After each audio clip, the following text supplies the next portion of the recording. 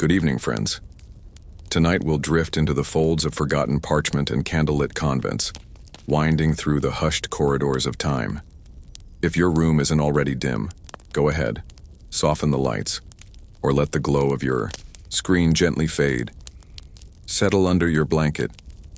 Let the day's edges melt away like wax beside a flickering flame. As we begin this slow journey through odd histories and shadowed secrets, feel free to tap like or subscribe, only if it feels right, of course. This space is yours to rest, drift, and wander. Now close your eyes or let them blur, and follow me softly into the carnal scandals of medieval nuns. Let me tell you a story that begins not with clashing swords or royal decrees, but with whispers. Whispers that curled beneath stone arches and laced through the linen halls of medieval convents. You see, for all the quiet one might expect behind cloistered walls, there was more, oh, so much more, happening than prayers and silence. The year was 1318, a year thick with incense, velvet robes, and the distant clop of hooves over muddy cobbles. In the heart of Italy, in the town of Pistoia, a small convent became the center of a scandal that would ripple quietly through the centuries. Imagine it. A dawn mist curling over damp tiles, a sleepy nun stirring porridge with a wooden spoon, another ringing the bell for matins, eyes half-lidded in the cool candlelight. And yet somewhere, behind those serene rituals, hearts were racing. The convent of Santa Margherita was home to a group of Benedictine sisters, bound by vows of chastity, poverty, and obedience. But just like forbidden fruit in a cloistered orchard, temptation grows in the strangest places. Among these nuns was a woman named Sister Benedetta Carlini. Now, Benedetta was no ordinary nun. She had visions, flashes of ecstasy and torment, of angels and demons. Her superiors believed her to be blessed. Some called her divine. But her dreams were not only of heavenly flights, they became carnal, almost unbearably so. In one diary entry, she described a vision in which Christ himself appeared, not just to comfort her, but to, offer a kind of spiritual intimacy that would make a troubadour blush. And then there was Bartolomea, Sister Bartolomea. Their closeness raised eyebrows. At first, the kind you raise when someone brings you a pie you didn't ask for. Then, the kind that furrow in concern. The sisters shared a cell, a bed, and long whispered nights. And when questioned, Benedetta claimed it wasn't her in the bed at all. It was a spirit. A manly angel possessing her body. That's one way to explain it. Eventually, the church investigated, quietly, as they always did. Witnesses were interviewed in the flicker of torchlight. Pages turned slowly by clerics with furrowed brows. The accounts grew, detailed, graphic even. And what unfolded was not just a tale of forbidden love, but of gender, power, mysticism, and longing, all wrapped in a haze of incense and doctrine. You might wonder, how could this happen in a place meant to strip away earthly desires? Well, consider this. Many of these women were placed in convents not by choice but by family pressure, politics, or poverty. They were teenagers, often, barely aware of their own hearts. And suddenly, they were locked in a world without men, without freedom, except for the small, sweet liberties of friendship, imagination, and affection. It makes sense in a way. The human heart, like wild rosemary, will find the cracks in any stone. The church, unsurprisingly, cracked down hard. Benedetta was removed from her post as abbess. She lived out her days in confinement, kept away from the other sisters. But the record survived, tucked in the Vatican like forgotten recipes for scandalous pastries. And it's thanks to those ancient parchments that her story still breathes tonight. Oh, and speaking of pastries, around the same time in France, nuns were famously making sweets called pets de nonne, Nuns farts, light, airy fritters fried until golden. The name always makes me chuckle.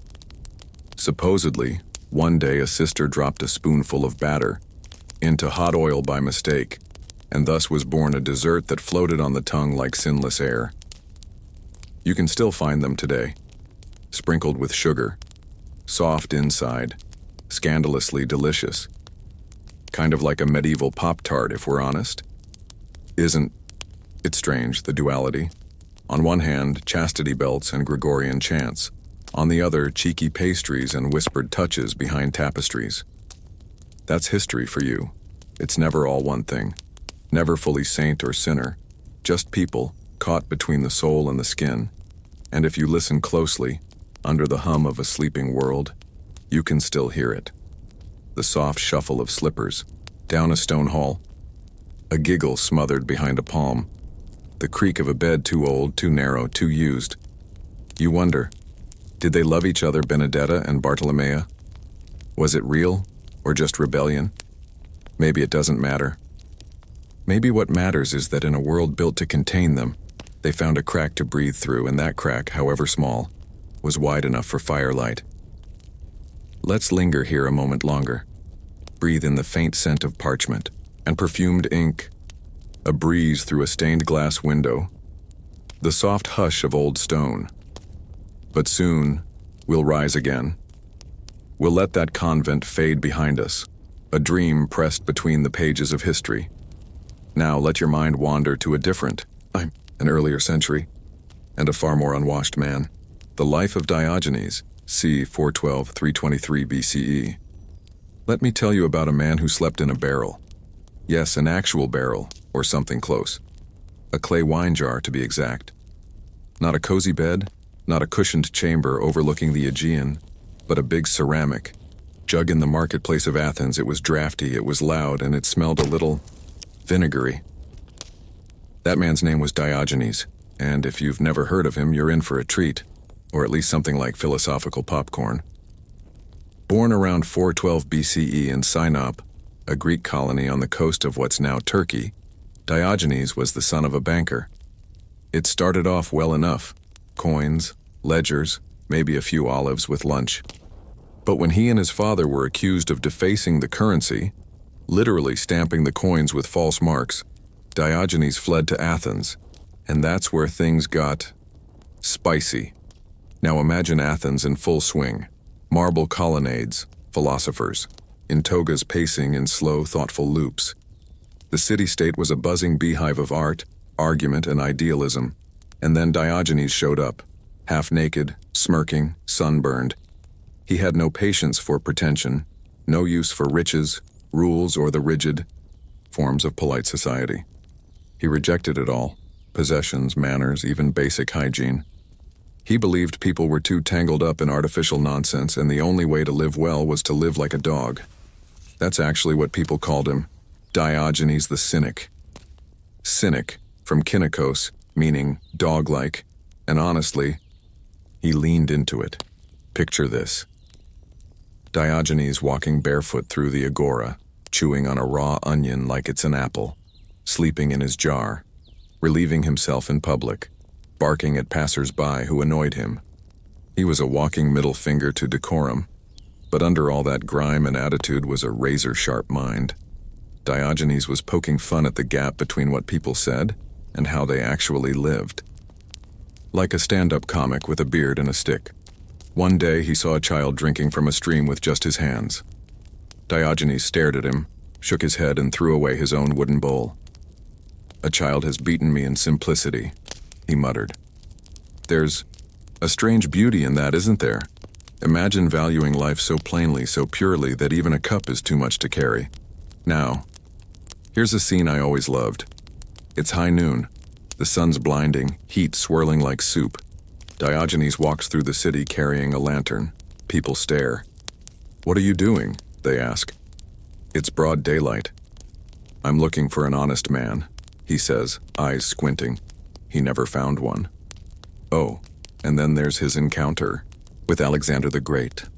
Alexander, young and radiant, had conquered half the known world by the time he met Diogenes.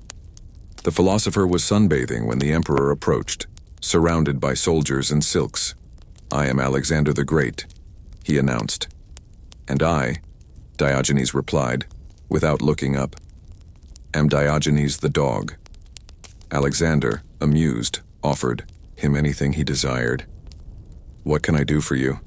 Diogenes blinked against the sun and said, "Yes, you can move. You're blocking the light." Just marvelous. Can you imagine?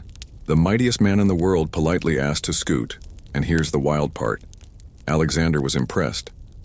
He later said, "If I were not Alexander, I would wish to be Diogenes. A conqueror in awe of a beggar. That's the magic of him." Diogenes made people squirm with their own contradictions. He was like the itch on your back you can't reach. Annoying, impossible to ignore, and somehow illuminating. But even cynics get hungry. There's a Greek dish called rivithia, a humble chickpea stew, slow cooked with onion, lemon, and olive. Oil, nothing fancy, just warmth and comfort in a bowl. I like to think Diogenes would have approved. It's the kind of thing you eat barefoot, with your hands, under a fig tree, swatting away flies and philosophy alike. Speaking of flies, there's a story, probably apocryphal, that Diogenes once got into a public spat with Plato. Plato, always refined, had called humans featherless bipeds. So Diogenes plucked a chicken, held it up in the academy, and shouted, "Behold, Plato's man!" The students laughed. Plato reportedly revised his definition. Even if that story's a stretch, it captures the flavor of Diogenes' life. Delightfully inappropriate, refreshingly blunt. Like biting into a lemon when you expected honey. He didn't write much, just words scrawled in passing, or quoted by others later. But his life was his philosophy. Unfiltered, unfurnished, unapologetic. And when he died, somewhere around 323 BCE, it said he left behind nothing but a stick, a cloak, and a handful of stunned philosophers. We don't know where exactly he was buried. Maybe under a modest marker, maybe not at all. But I like to imagine a sunlit hill warm with time and buzzing with bees. A place where the only thing between you and the sky is the wind on your face. Let's lie there for a moment, arms folded behind our heads, and let the hum of the old world wash over us. And as we rise slowly, we'll step quietly away from the dusty paths of Athens and toward another distant plain, one scattered with grass, rifles, and the strange stillness. Before battle, the Battle of Little Bighorn, 1876, the prairie doesn't whisper, it hums. If you've ever stood on a flat plain in Montana near sunset, you know the feeling. The grass sighs in slow waves. The sky stretches forever, wide as an old yawn, and under it all, the land carries old footsteps, hooves, boots, moccasins, pressed, like ghosts into the dirt. Let me take you there now. It's June of 1876, and the air smells like summer dust, sweet clover, and something sharp, gunpowder maybe, or anticipation. This is the story of Little Bighorn, but not just the clash, the gunshots, or the headlines. We're going to move slower, feel it in our bones, taste the coffee brewed beside the fire, hear the drums, watch the campfires blink, awake like stars scattered over the grass. You've heard the nickname, I bet, Custer's Last Stand. But like most things in history, it wasn't that simple. It wasn't a stand, so much as a fall.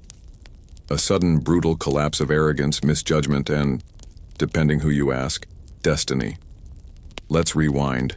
George Armstrong Custer, golden-haired, sharp-jawed, full of flair. He'd made a name for himself in the Civil War, young and bold, but now a decade later, he was in the West leading the 7th Cavalry, chasing what he saw as hostile tribes. Spoiler, most of them were just trying to survive. In the summer of '76, word spread that a large gathering of Lakota Sioux, Cheyenne, and Arapaho peoples had come together along the Little Bighorn River. They were led by respected chiefs, sitting, Bull Crazy Horse Gall, leaders not of empires but of nations that breathed with the land. Custer was told to wait, to coordinate, to move carefully. He did not. Instead, on June 25th, under a sky heavy with sun, he split his forces. A risky move even for the cockiest general. He planned to surround the native encampment, thinking the villagers would panic and flee. They did not. What he hadn't realized, what so many overlooked, was that this wasn't just a village. It was a gathering of warriors, experienced, fierce, and fighting not for conquest, but for family, land, and the very right to exist. Imagine it, the thunder of hooves, the flash of sunlight off spear tips, women pulling children to safety, dogs barking, dust rising in curtains. The cavalry charged only to find themselves surrounded, overwhelmed, the rifles jammed, the horses panicked. The grass, tall and golden, turned red in patches. It all happened so fast. Less than 2 hours, some say. Custer fell. His body was found stripped, riddled with bullets and arrows, a calm expression frozen on his face. Around him, over 260 soldiers lay dead. The 7th Cavalry nearly wiped out. A victory for the native tribes. Brief, brilliant, and ultimately tragic. Because the backlash was swift. More troops came. More violence followed. Within a year, many of the leaders were forced to surrender or flee. Crazy Horse would be dead by September of 1877. Sitting Bull would escape to Canada for a time, only to return and be killed later in a botched arrest. Little Bighorn was the last great native victory against U.S. expansion. But that moment, it mattered. It still matters. It stood tall like a bison on a ridge, eyes watchful. And tonight, as we drift, we remember it not just as a battle, but as a heartbeat. Now, do you want to hear something oddly tender? Amid the camp life before the battle, it said the Cheyenne women prepared a special meal, something simple. Roasted turnips, pounded bison meat mixed with choke cherries, and a kind of flatbread cooked on stones. Imagine the smell. Smoky, earthy, sweet with wild berries, like a rugged frontier trail mix, the kind you'd pack with love, and just to balance the flavors. Somewhere nearby, Custer's men were likely chewing hardtack, a kind of rock-solid biscuit that might have doubled as a weapon. It was dry, tasteless, and hard enough to chip a tooth, like a Civil War Pop-Tart left out in the sun. Contrast, always. This whole story is full of them. Between earth and ambition, wind and bullets, nations and individuals. When I think of Little, Bighorn, I don't just see Custer waving a sword. I see the quiet before it, the children playing, the smell of boiling hides and stew, the humming of the land, how it all paused, for a breath, before the sky shattered. And after? Stillness, again. Only this time the stillness was heavy. The land remembers. Even now, if you walk that same grass, the air hums differently, like a history too stubborn to fade. The battlefield is a national monument today, but more than that, it's a reminder that pride goes before a fall, that no one is just a name in a book, that every blade of grass has seen something worth retelling. So lie back with me now. Let the sun dip low. Let the drums fade into memory. Let the prairie close over us like a soft, warm quilt. And as we leave that open field behind, feel your mind travel again. Next stop, Beijing, and a city within a city, behind golden gates, the forbidden city of Beijing, imagine. A palace so vast, you could get lost inside it for days, and many did. A place built with symmetry so perfect it whispered of divine order. A palace where golden roofs glittered under the sun like dragon scales, and the tiles alone could tell you who lived there. This was the Forbidden City, built for emperors, guarded by centuries, and for most, utterly out of reach. Let me paint. Scene. It's the early 1400s. The Ming dynasty has just taken root in China, and the emperor Yongle is thinking big. Not just big like let's build a gazebo big. Big like shift the capital and construct a palatial mega-complex from scratch big.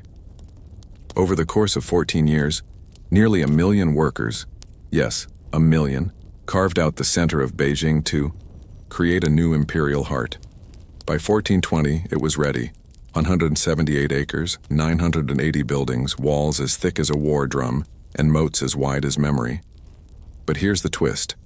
Almost no one could enter. That's why it was called the Forbidden City. Ordinary citizens were barred. Even high officials couldn't roam freely.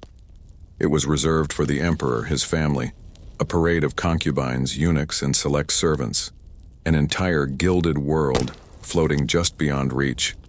At its center, the emperor himself, the Son of Heaven. Now imagine being him.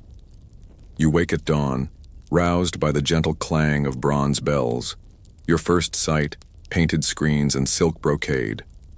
Your first task, receive scrolls, sip tea, and, if you're lucky, avoid a scandal or two. Not so different from a Monday morning, really, except your pajamas are dragon embroidered, and your breakfast might include lotus pastries, quail eggs steamed, in jasmine, and a rice porridge so smooth it could quiet any anxious thought. Sounds delicious, right?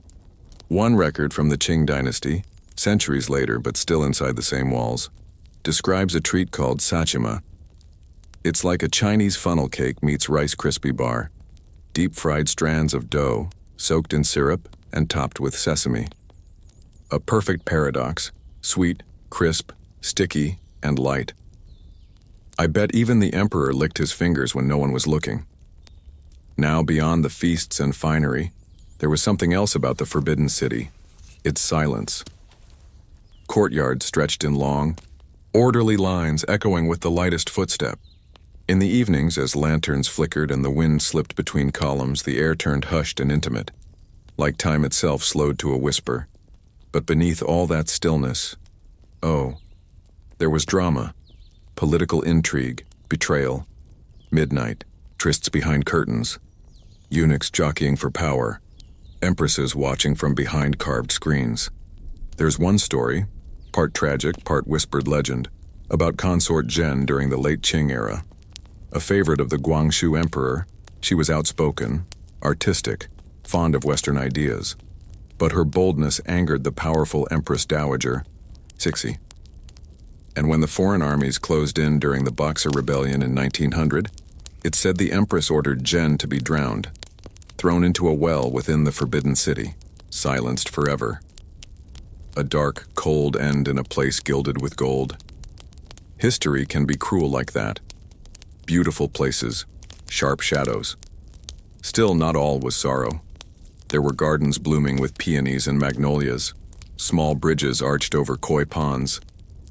Musicians played guzheng melodies that drifted like smoke through latticed windows.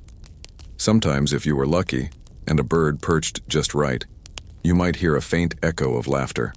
A prince playing tag, a servant humming. Time passed slowly. Behind those walls, dynasties rose and fell. Ming became Qing. Emperors died, were mourned, replaced. And then came the fall. In 1912, the last emperor, Puyi, abdicated. He was 6 years old. The Forbidden City stopped being a palace and started becoming a museum, a memory. But even today, when you walk through its gates, as millions now can, you feel it.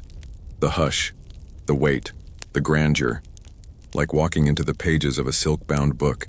There's a saying in Chinese, an inch of time is worth an inch of gold. Inside the Forbidden City, time dripped like honey, thick, golden, irreplaceable. And tonight, as we drift together, we carry that golden quiet with us. Now, stretch a little if you'd like. Roll your shoulders gently. We've walked across dynasties, through palace gates, past dumplings, dramas, and delicate porcelain. And where shall we go next? To a place stranger, quieter, a little dusty, a little sweet, maybe even baked. The nuns who invented the custard tart. I want you to imagine something small, round, and golden. The crust is flaky, almost whisper-thin like old parchment. Inside, a silky filling, egg, sugar, cream, warm and trembling, kissed with cinnamon. Now imagine, it was made by a nun. Welcome to Lisbon, Portugal, specifically the neighborhood of Belém, sometime in the early 18th century. Here in the quiet halls of the Geronimos Monastery, behind thick limestone walls and beside the slow roll of the Tagus River, a new kind of rebellion was baking. Let me tell you how it started. Back then, monasteries and convents were the cultural engine rooms of Europe.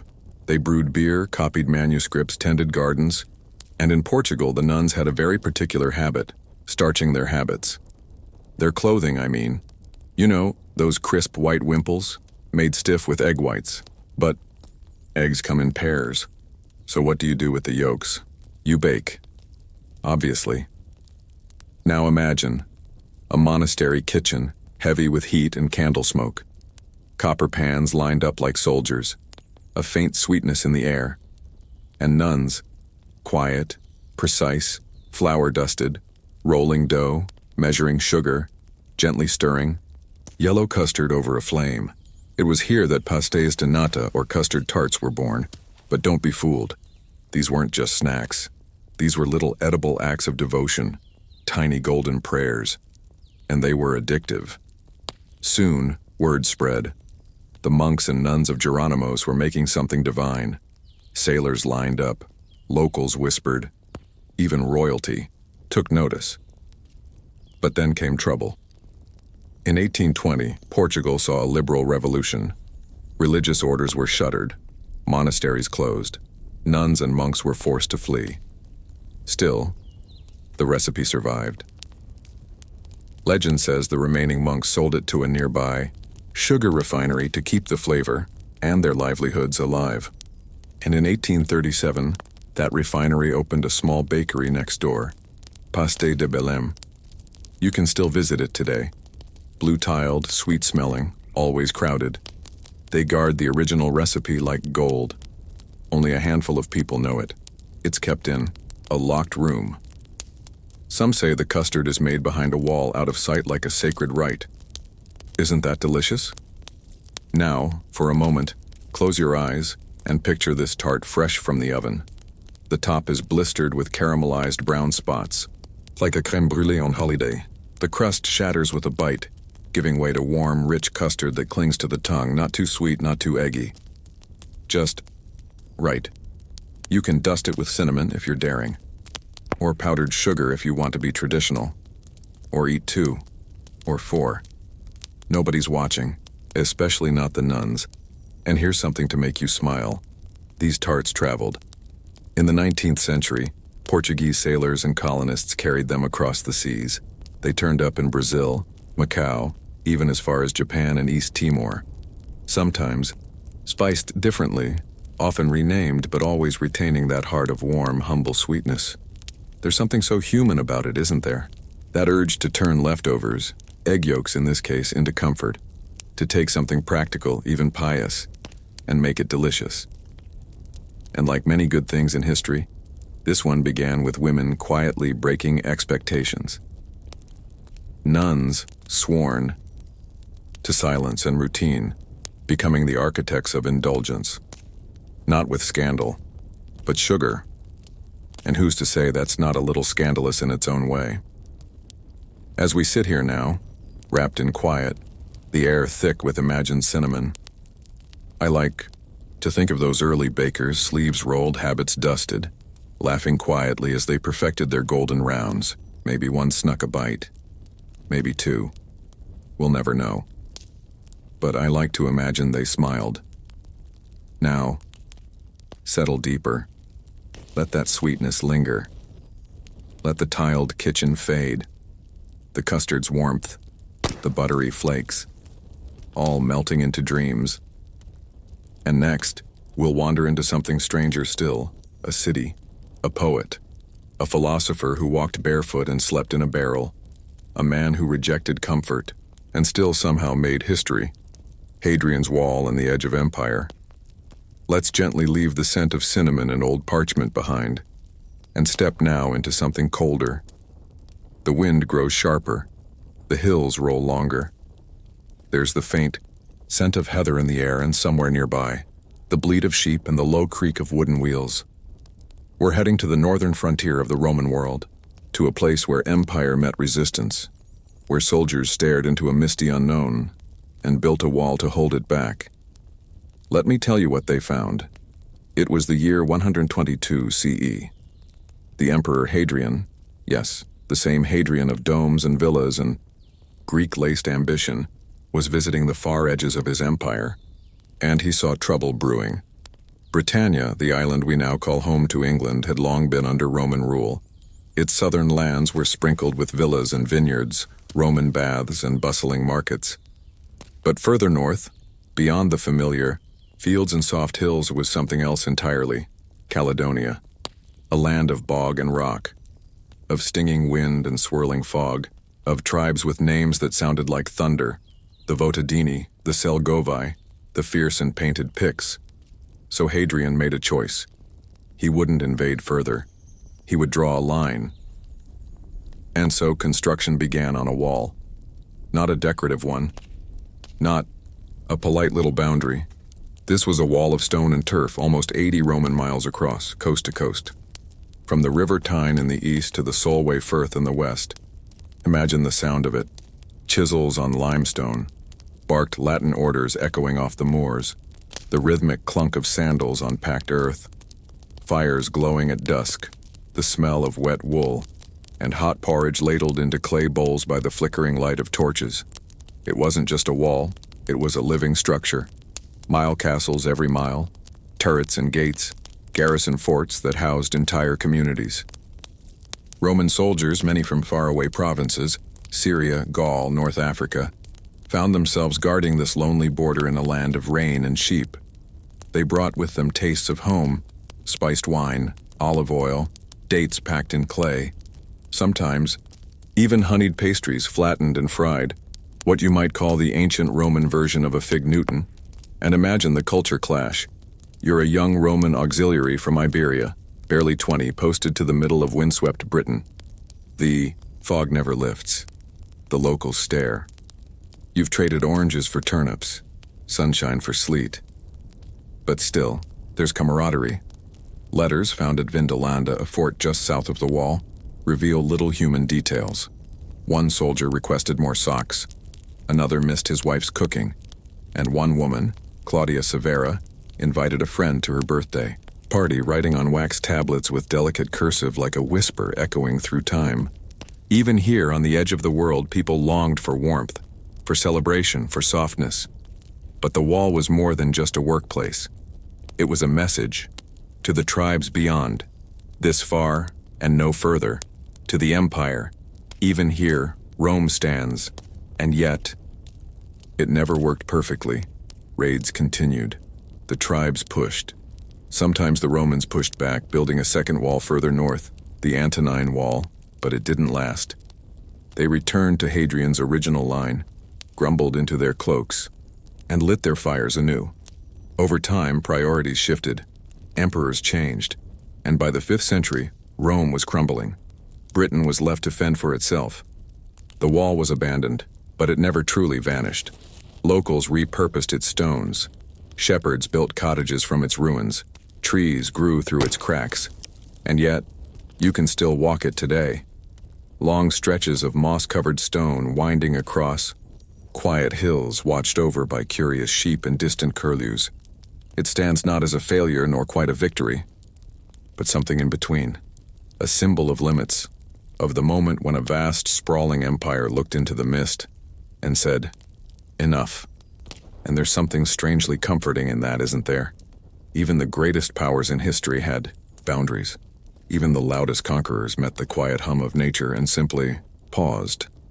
So as we rest here now beside a flickering torch, the air smelling of pine smoke and wet grass, let your mind drift across those rolling northern hills. Maybe you hear the faint call of a Roman horn in the distance. Maybe you see the flicker of a campfire through the trees. Or maybe, just maybe, you feel the calm of knowing that some walls were never meant to last, only to remind us of where we've been. And with that, we end our long and quiet journey. We've wandered through nuns, kitchens and emperors' halls, past battlefields and forbidden cities, from cinnamon custards to salted fish, from whispering libraries to crumbling stone ramparts. The slow collapse of the Han dynasty, c. 100-220 CE, the city of Chang'an, the imperial capital, hums softly in the distance. Lanterns glow like fireflies caught in silk screens. The marble halls where courtiers once bustled with purpose now echo with quiet footsteps and whispered secrets. Inside the palace, Robes of fine silk brush softly against polished floors. Scrolls of parchment, inscribed with flowing calligraphy, rest in neat stacks on carved wooden tables. Officials move slowly, their conversations low and measured. The empire, once vast and vibrant, is caught in the gentle pull of change. In these years, starting early in the 2nd century CE, power began to slip through the fingers of emperors and ministers alike, not with a sudden crash, but a slow, almost imperceptible unraveling. Have you ever watched the delicate bloom of a flower fade petal by petal? The Han's decline was like that, gradual, inevitable, yet strangely beautiful in its quiet persistence. At the heart of the empire, the emperor sat upon his dragon throne, cloaked in robes embroidered with golden threads and phoenix feathers. His eyes, once sharp and commanding, now often looked distant, caught in the web of court politics and intrigue. Eunuchs, once servants, had grown powerful, whispering in the emperor's ear. Their influence spread quietly but steadily, stirring unrest among the noble families who once held sway. These families, their vast estates stretching across the fertile plains and rolling hills, guarded their power jealously. Farmers tilled their land, unaware of the shifting tides above them. Their hands were calloused, their backs bent beneath the weight of heavy taxes imposed to fill the coffers of a state growing ever more strained.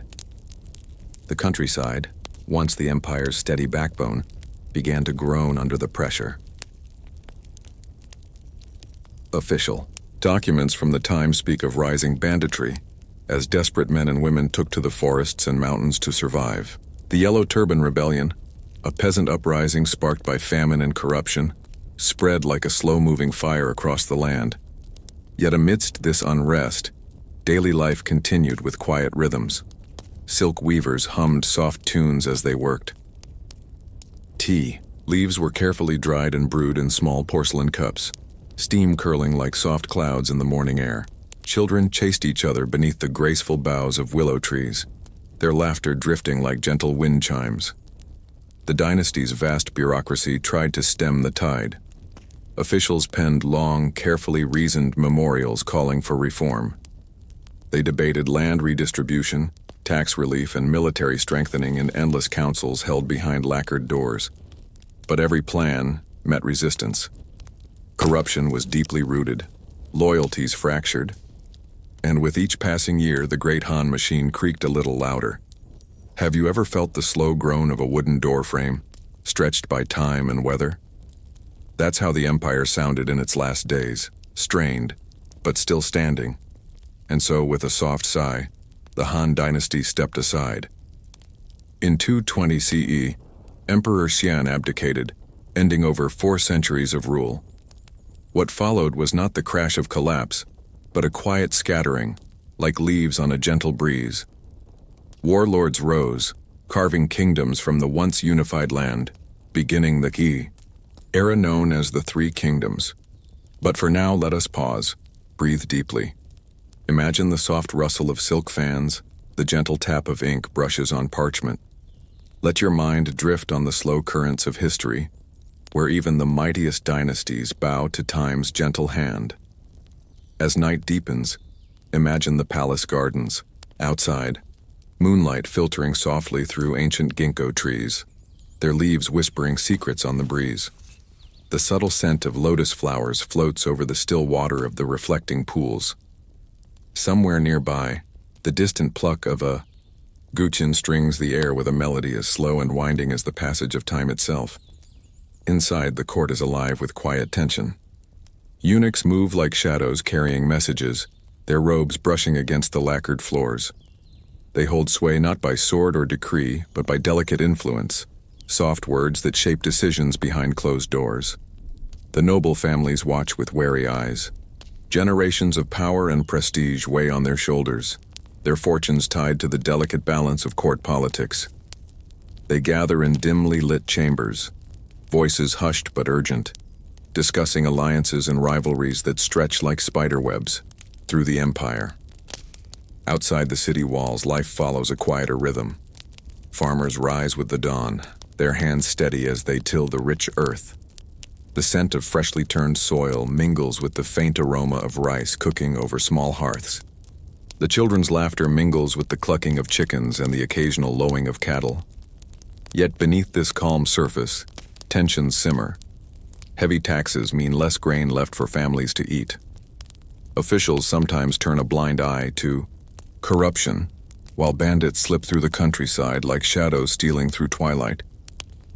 In the villages, elders tell stories of the yellow turbans, rebels who rise not with swords and drums, but with hope and desperation. Their bright yellow scarves fluttering in the wind, they march, demanding justice and relief from the burdens weighing on the poor. The rebellion is slow to spread but relentless, like the creeping ivy that eventually covers a forgotten wall. The imperial armies respond in kind, soldiers clad in iron and leather, their armor catching the pale sunlight as they move with practiced discipline. But even their efforts are hampered by infighting and lack of clear leadership. Back in the capital, the emperor's authority wanes. Decisions take longer. Messages move slower. The palace becomes a place where every whisper can change the fate of thousands, yet no one is quite sure who holds the true power. Imagine sitting quietly in a silk-walled pavilion, watching the flickering shadows cast by paper lanterns. The distant call of a nightbird echoes softly. A gentle breeze carries the faint murmur of a bamboo flute. You might wonder, how does such a great empire fade away without a great battle? How do the mighty fall without a roar? Perhaps it is in the slow unraveling, the tiny fractures deep within, the fabric of power. The long days of silent erosion where nothing is sudden but everything changes. As the years pass, generals rise and fall, often fighting each other as much as external enemies. Provinces declare independence in quiet defiance. Governors grow rich on the backs of their people, and once loyal soldiers desert for brighter promises. Yet through all this, life continues. Silk merchants still trade their wares along the silk road. Artisans craft delicate porcelain, their hands steady and precise. The smell of freshly baked bread drifts from ovens, mixing with the spicy tang of ginger and cinnamon. And so, the Han Dynasty's final days are not marked by grand battles or sweeping conquests, but by whispered schemes, worn-out scrolls, and the steady drip of time. Before we move further into this gentle twilight, pause with me and listen. The soft sound of a brush on parchment, the quiet murmur of officials debating in distant chambers, the gentle footsteps echoing on marble. Let this slow, steady rhythm lull your thoughts, as the empire itself once was. Lulled by the quiet persistence of history, the years roll gently onward, like a slow river winding through a vast valley.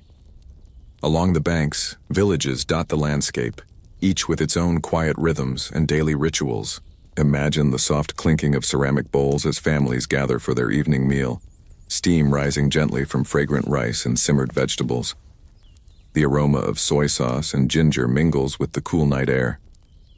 In the imperial court, things grow increasingly tangled. Powerful eunuchs, once servants in the shadows, now hold keys to chambers and secrets alike. They act as gatekeepers between the emperor and his ministers, their influence as unseen as the gentle night breeze that slips through lattice windows. Meanwhile, aristocratic clans, their robes heavy with silk and their faces marked by generations of privilege, vie quietly for control. They hold lavish banquets, where the soft clink of wine cups and the muted laughter of courtiers fill the air. But beneath the surface, alliances shift like clouds on a windy day. In the countryside, the people feel the weight of this invisible struggle. Increased taxes mean that farmers often take less from the land than they sow. Some turn to bartering, exchanging cloth or pottery for grain or tools. Others send sons to serve in the ever-expanding imperial armies, hoping for a better future. Occasionally, a caravan laden with silk and spices makes its way along the Silk Road. The rhythmic clip-clop of horses' hooves on dusty paths mingles with the gentle rattle of wooden carts. Traders share stories of distant lands, of towering mountains and endless deserts, of strange tongues and foreign markets. Yet, for all this life and movement, the heart of the empire beats more faintly. Corruption seeps into the highest offices, and whispers of discontent grow louder. Officials squabble over appointments. Laws are debated at length but rarely enforced. Justice is uneven, like sunlight filtered through dense canopy. Have you ever watched a candle flame flicker in a draught? Sometimes steady, sometimes wavering, its light fragile but persistent. That's how governance felt in these times, a tenuous glow amid gathering shadows. The Yellow Turban Rebellion, once a flicker of unrest, spread slowly like the scent of rain before a storm. Peasant farmers, pushed beyond their limits by famine and heavy levies, rise up beneath yellow scarves, their faith in ancient Taoist teachings fueling their resolve. The imperial armies march out, but their ranks are weary. Soldiers, many drawn from the same peasant class, are reluctant to fight their own neighbors. The battles are sporadic and often inconclusive, small skirmishes that nonetheless leave the land scarred. And so the empire fractures piece by piece, province by province. Governors carve out their own territories, ruling as warlords rather than loyal servants. The once unified Han is now a patchwork quilt of competing powers, but even as the old order crumbles, the people adapt. Markets continue, artisans craft delicate lacquerware, poets compose verses celebrating fleeting beauty in the changing seasons. Imagine hearing the soft strum of a lute beneath a willow tree, the gentle cadence of a voice reciting a quiet poem about impermanence.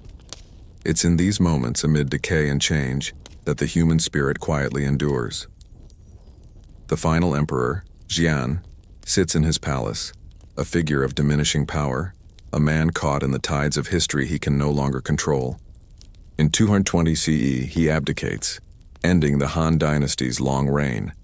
And yet, the story does not end here. The land is ripe with potential, even as old ways fade away. New kingdoms will rise, new stories will unfold.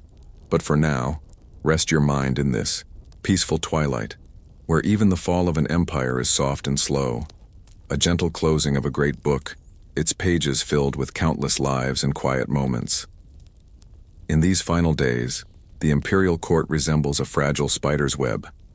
Each delicate thread connecting nobles, eunuchs, generals, and advisors woven tightly, yet vulnerable to the slightest disturbance.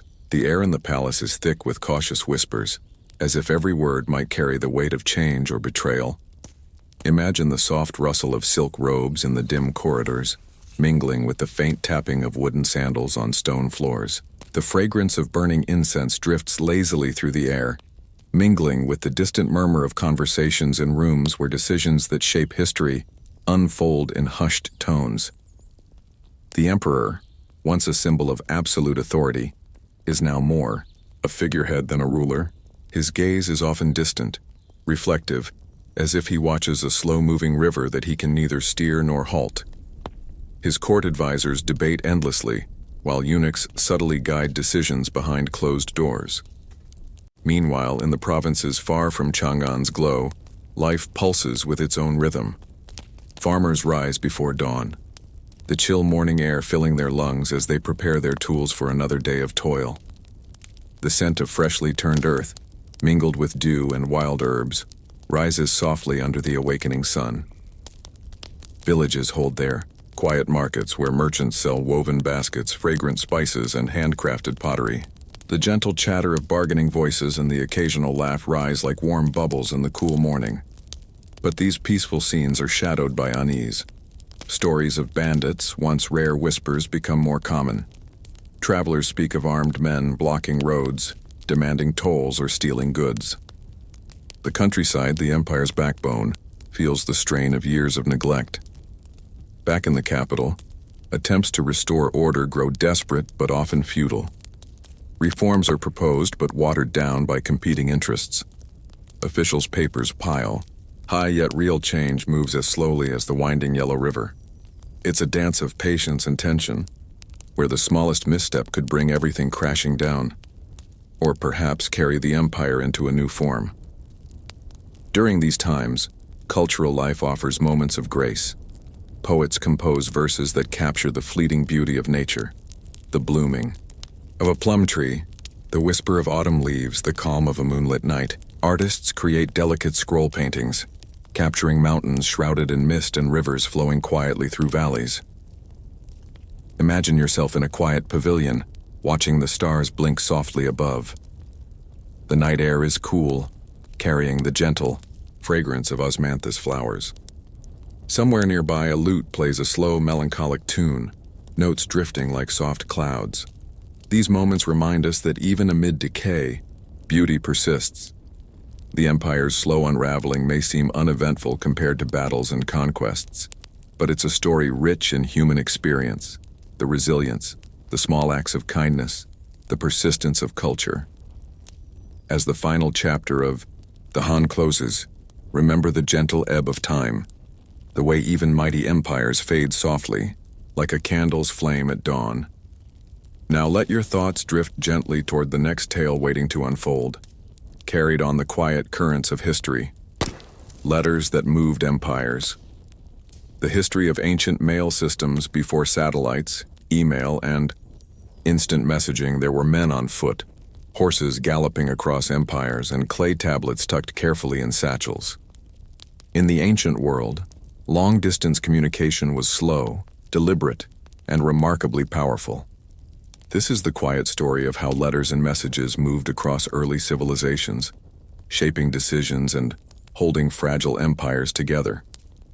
In ancient Mesopotamia, one of the earliest cradles of civilization, writing emerged not for poetry or philosophy, but for administration. The Sumerians developed cuneiform, an angular script pressed into soft clay tablets using a stylus, around 3200 BCE. These tablets recorded contracts, inventories, and eventually messages. While most were local, some were sent across regions by messengers, often government-employed or under the authority of temple scribes. These early mail systems weren't open to the public. If you were a ruler or high-ranking official, you might dispatch a tablet via a trusted runner or on a donkey cart. These messengers could take days or weeks to deliver a single message, dodging bandits, river crossings, and bad weather with no guarantee of return. Yet the effort was considered worthwhile because control depended on information. Further west, in Egypt, the pharaohs developed a communication system to manage their sprawling bureaucracy. Scribes would write on papyrus scrolls, a significant innovation over clay. Messengers traveled between temples, cities, and military outposts. They sometimes carried seals or tokens that confirmed the letter's authenticity, a kind of ancient signature. During the New Kingdom period, around 1500 BCE, the Egyptians built what we might now call postal stations, rest stops stocked with fresh animals and supplies for royal couriers. Still, messages were limited to state business, military, orders, tax instructions, or diplomatic updates. It was not a system for ordinary people. In ancient Persia, however, under the rule of Darius I, 522-486 BCE, a truly remarkable and organized mail system emerged. Known as the Angarium, it was a royal courier network that spanned the Persian Empire's vast territory, from the Mediterranean Sea to the Indus River. Relay stations were set up at intervals along royal roads. The most famous was the Royal Road, stretching more than 2,500 miles from Sardis, in modern-day Turkey, to Susa, in present-day Iran. Mounted couriers would travel from station to station, exchanging tired horses for fresh ones, carrying sealed letters in leather pouches. According to the historian Herodotus, neither snow nor rain nor heat nor darkness of night prevents these couriers from completing their appointed course with all speed. You might recognize this as the unofficial motto of the modern U.S. Postal Service. The sentiment, it seems, is timeless. But these ancient systems weren't just about speed. They were about control. An emperor couldn't rule without information. A general couldn't win without orders. A province couldn't send taxes or tributes without notification. Letters held empires together, one fragile seal at a time. Still, writing and sending messages required enormous effort. Writing itself was a specialized skill, usually limited to a class of scribes or literate officials. Most people in the ancient world couldn't read, let alone send a letter. And because of that, letters had power, not only through what they said, but in who could send them. A sealed message could change the course of a battle, negotiate a royal marriage, or alert the king to a rebellion. So, as you picture the dusty roads of Persia or the reed-lined banks of the Nile, think of a lone rider with a leather pouch, entrusted with words that might shift the fate of nations. And consider this lingering question. If empires once depended on single letters, what was lost or delayed when those messages never arrived?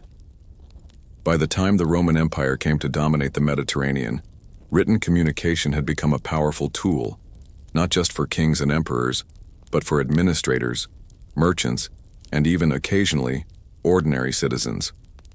Rome didn't invent the idea of a postal system, but it certainly expanded and formalized it. Under the Emperor Augustus, the cursus publicus, the imperial postal service, was created to maintain communication across the vast empire. It functioned similarly to the Persian Angarium, but with more detailed bureaucracy. Relay stations called mutationes were set along Roman roads. These were stocked with horses, carts, and supplies. For longer journeys, there were mansiones, where couriers could rest overnight, and officials could review reports or change horses. The couriers, often riding light, fast horses, would carry scrolls sealed with wax, stamped with official signet rings. These seals weren't merely decorative, they were proof of identity, a form of security. A broken seal meant a letter had been opened. This Roman system, like the Persian one, was not for the general population. It was a state function. The emperor, governors, and military commanders used it to send orders and receive reports. No, fee was paid, but only those in positions of power had access. Even wealthy citizens had to rely on private messengers. In fact, private correspondence often traveled in a much messier, uncertain way, handed to merchants, friends, or even slaves, making a journey. There was no guarantee of delivery or timeliness. People often added long introductions apologizing for possible delays or noting the trustworthiness of the carrier. In the eastern half of the empire, which would become Byzantium, similar practices continued for centuries. Official mail was prioritized while private messages remained unreliable. Byzantines also valued beautiful handwriting. Some letters were copied or recopied for elegance, not just for clarity. Meanwhile, in the Islamic caliphates from the 7th century onward, another sophisticated courier network was emerging, the Barid.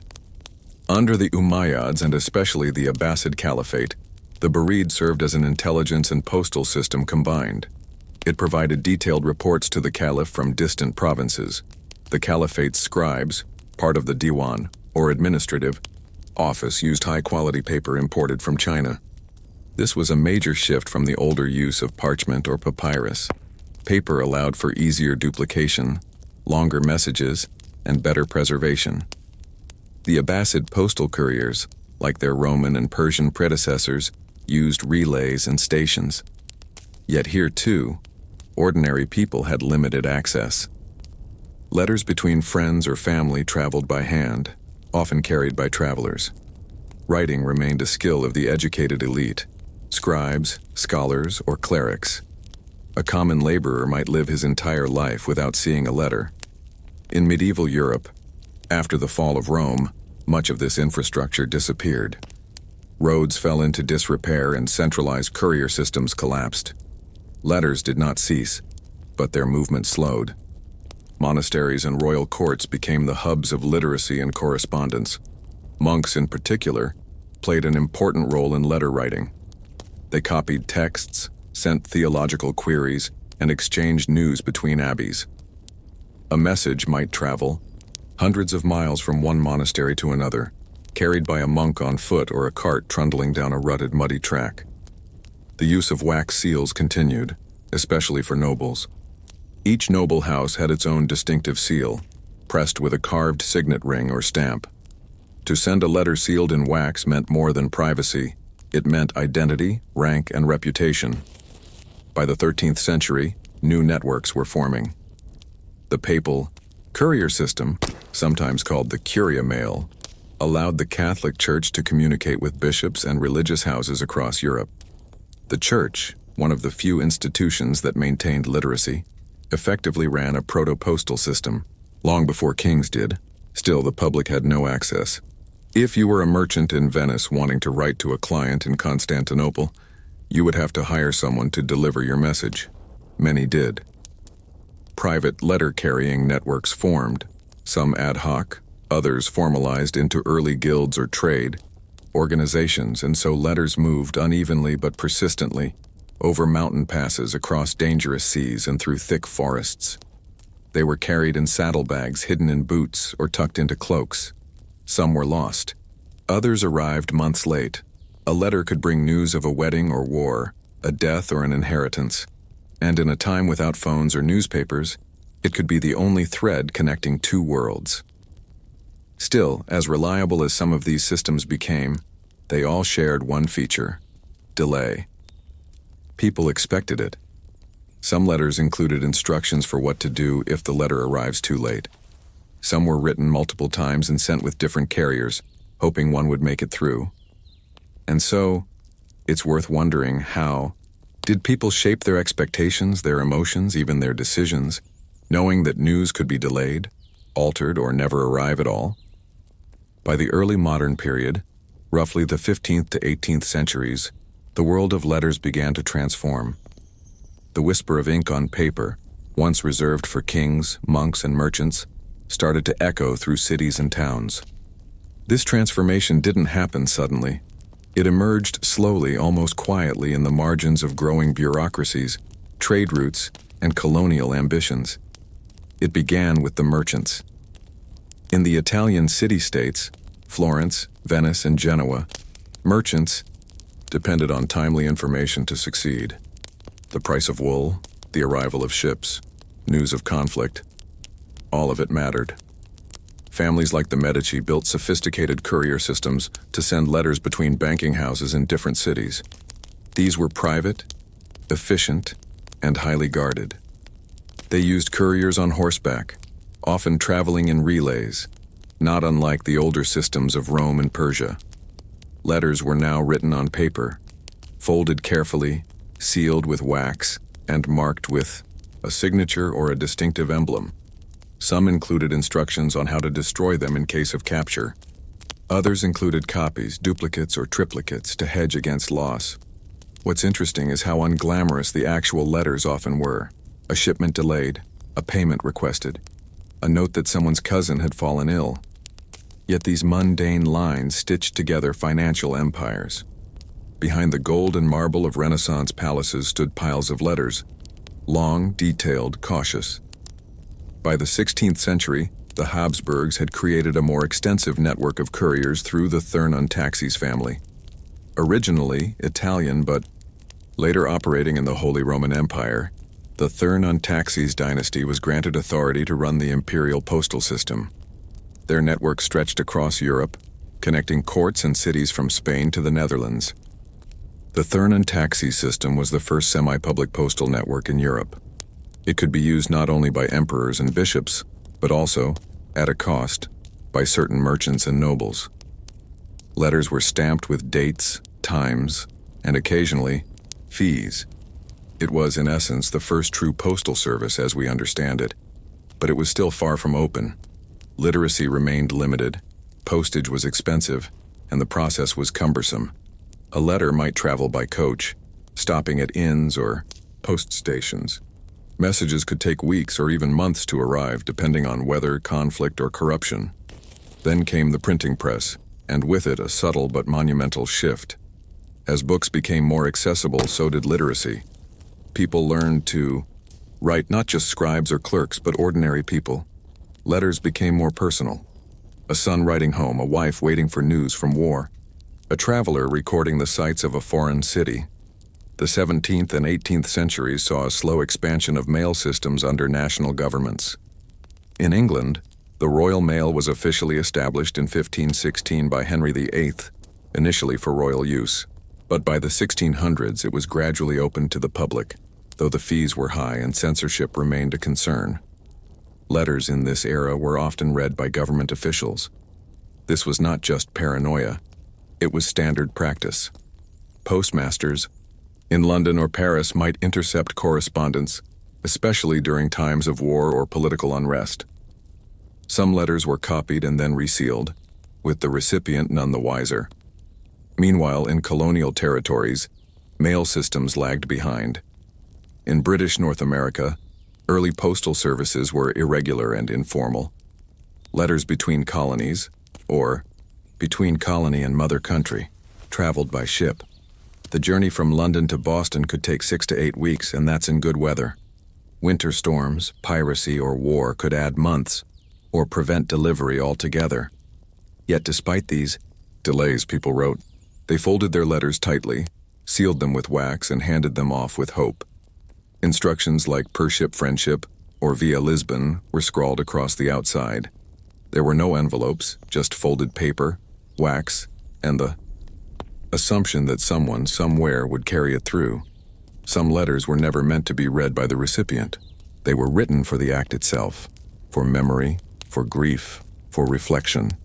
A woman might write to her lost husband, a father to a son who had sailed away.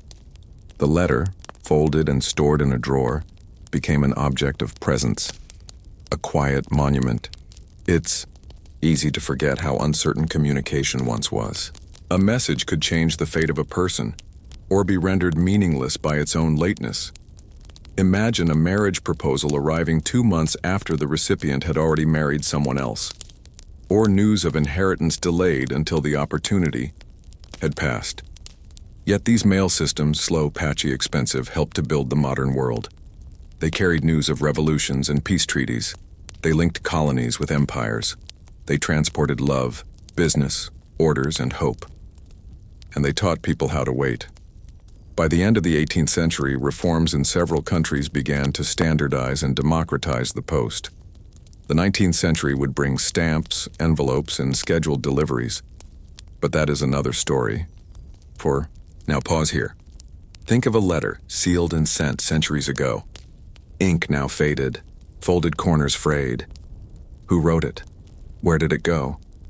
And was it ever read? May the stories of long ago, quiet, slow, and full of life, lull you into peaceful dreams. If you found this gentle journey calming, perhaps tap like or subscribe, only if it feels right for you. Thank you for sharing this quiet moment with me. Sleep well, and sweet dreams.